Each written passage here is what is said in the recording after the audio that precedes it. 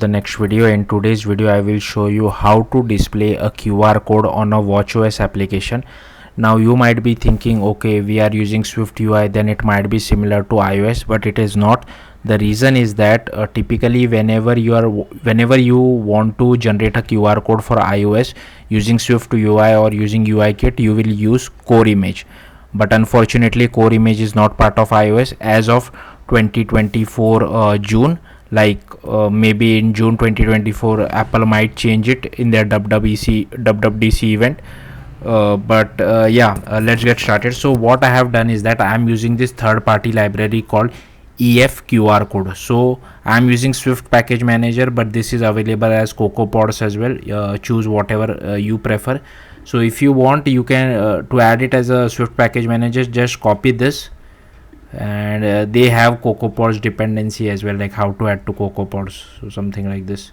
This is Carthage, so this is CocoaPods. Okay, but I am using Swift package manager. Just go to file, add package dependency, and you can just paste the URL over here, and here you can see, you can just click add package. I have already added it, so I won't add it again.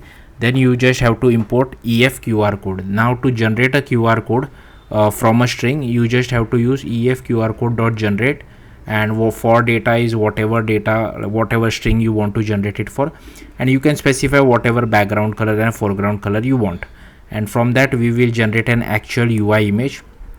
So here you can see in the body I am getting a QR code image, which is an optional, and I am just passing the text as hello, but change it to whatever you prefer. And if we get a QR code, then display the QR code of QR code image. We use interpolation because we want the QR code to be sharp, and we just apply a resizable and scale to fit as well. And so this is the output, and here I have just assigned frame width of max and max height as well. And if it fails, then I'm just displaying a text of failed to generate QR code. So yeah, that's it. Thank you for watching. Bye.